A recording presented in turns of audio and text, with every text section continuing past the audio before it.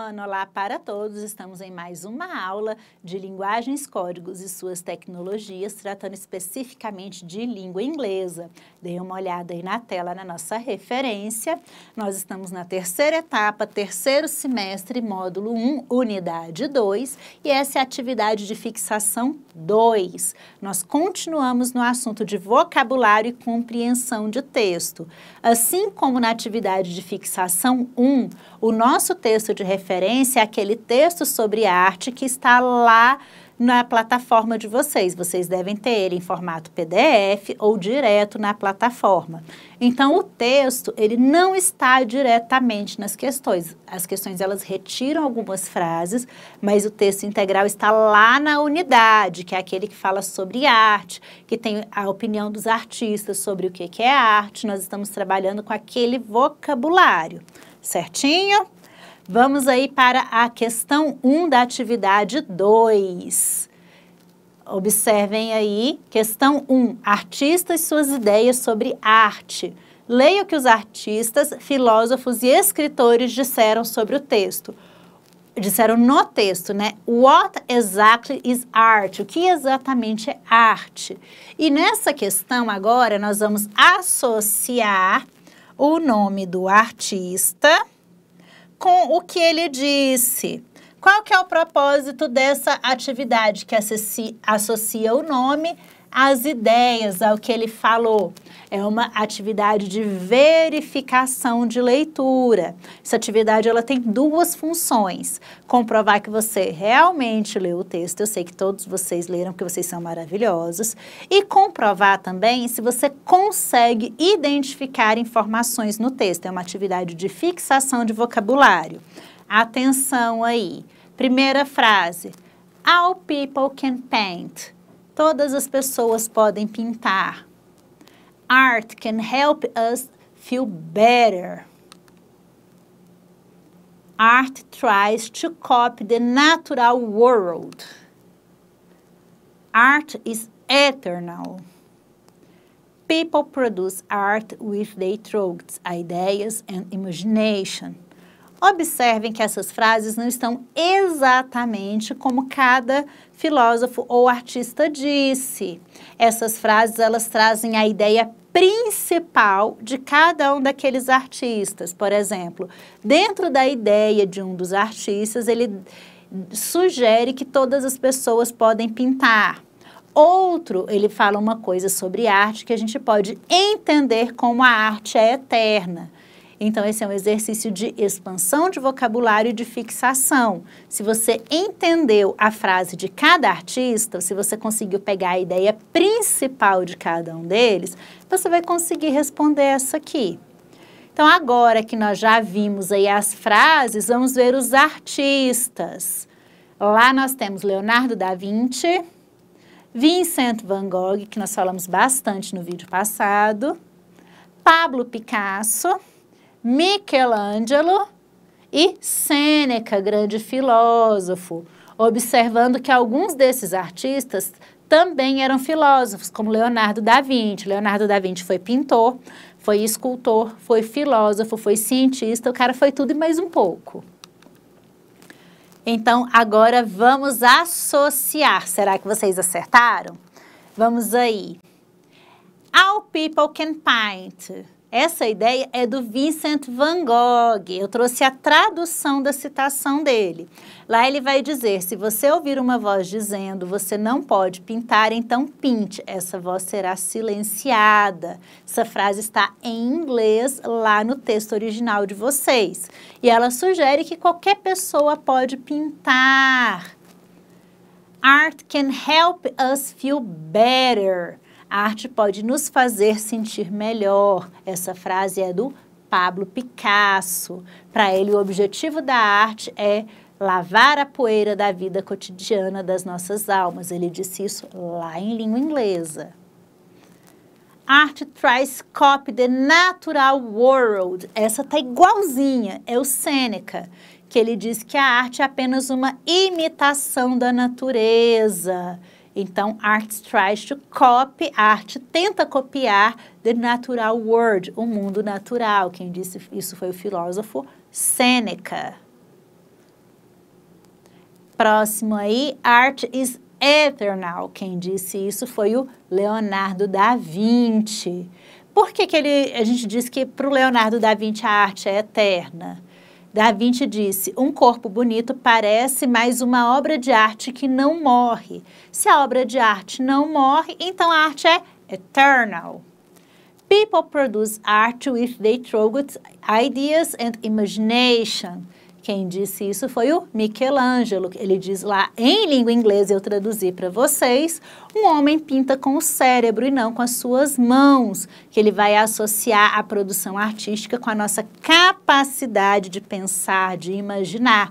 A gente vê alguma coisa, o nosso cérebro cria essa imagem na nossa mente e a gente reproduz por meio das nossas mãos. Então, o Michelangelo, ele vai pensar muito parecido com outro filósofo, que é o Platão, que pensava no mundo das ideias, que tudo que existe a gente transforma em ideia e depois a gente recria. Vamos aí à próxima questão. Desculpa, continuando na mesma questão, tem as alternativas, gabarito letra B, porque é a única que vai associar a ideia com a pessoa que disse. Então, gabarito dessa questão, letra B, letter B, certo? Próxima questão, agora sim. Vocabulário em inglês. Leia o New Vocabulary, contido na unidade 2, é um pequeno vocabulário que tem lá na unidade. Escolha as palavras que apresentam suas corretas definições. Aqui a gente está brincando de criar o próprio dicionário, ou seja, eu vou pegar uma palavra e vou ver o que ela significa. Então, nesse espaço aqui, vem as palavras, isso aqui é o significado, a definição dela. Vamos ver como que isso vai funcionar? Lá eu tenho as palavras para vocês pesquisarem. Canvas. Canvas, cloth on artists paint with oil paints.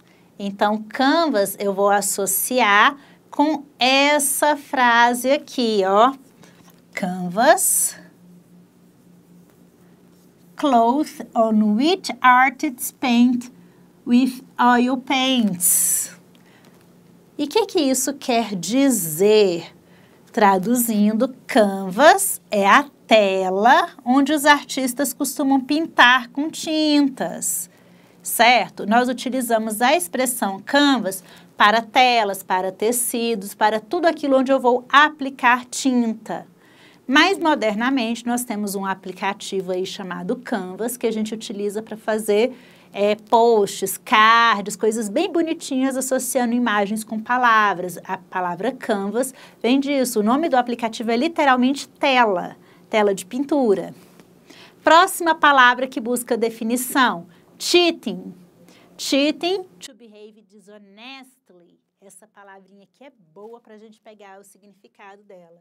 Dishonestly é desonestidade ou trapaça. Então, a palavra cheating, eu vou preencher lá naquele espaço em branco para a definição, que significa desonestidade ou trapaça ou não obedecer regras. For example, por exemplo, in order to win a game or well in a test, ou seja, agir de forma desonesta para ganhar vantagem, seja em jogos ou qualquer outra situação de teste. Então, a palavra que vai nesse espaço aqui, volta, nesse espaço aqui é cheating. Cheating é dishonestly. Not obey rules, não obedecer regras. Próxima palavra aí, na verdade é um grupo de palavras. Come on up with. Qual que é a definição? Lá naquelas frases eu tenho to think of something such as an idea or plan, ou seja, surgir, aparecer com alguma coisa sem, ó, such an as idea, sem uma ideia ou plano. é o ato de criar ou propor algo novo. Come on up with é quando alguém te pede uma sugestão e você vem com uma ideia totalmente nova. Depois eu tenho by all means. O que significa essa expressão? Eu vou colocar ela lá na frase. Agreeing with someone or giving permission. Então, by means é usado para mostrar que eu concordo ou dou permissão para alguma coisa. By all means é giving permission. Então, você vai associar ela com a frase que tem essa expressão.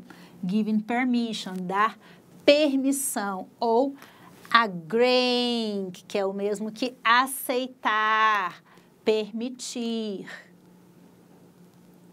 Com base nessas informações, a ordem que você vai preencher os espaços em branco. A primeira frase é cheating, a segunda canvas, terceira come up with e a última by all means, pelo significado de cada uma delas, gabarito letra D.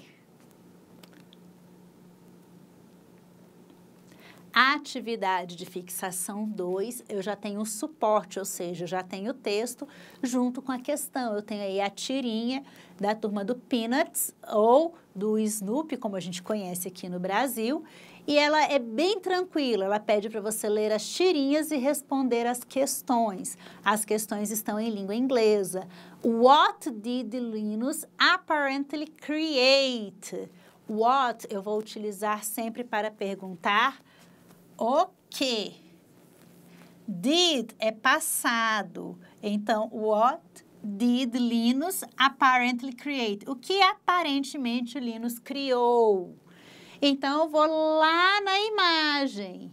Então, eu tenho essa imagem aqui para ser o meu suporte. E a fala dos meus personagens. Aqui ela tá muito pequenininha porque eu tirei o print da plataforma de vocês. Não deu para pegar a definição certinha para jogar na tela, mas vocês têm essa questão aí.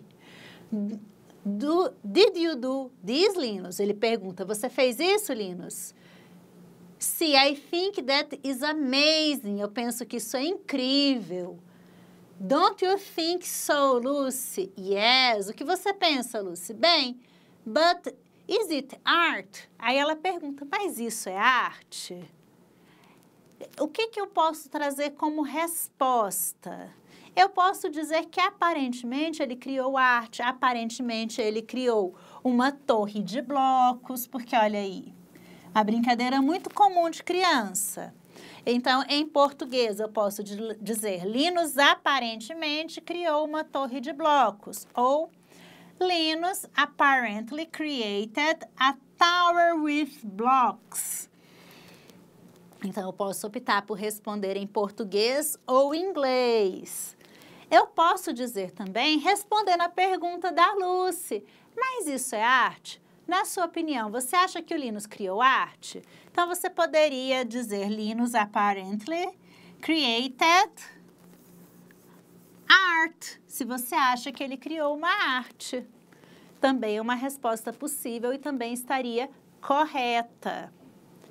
Letra B.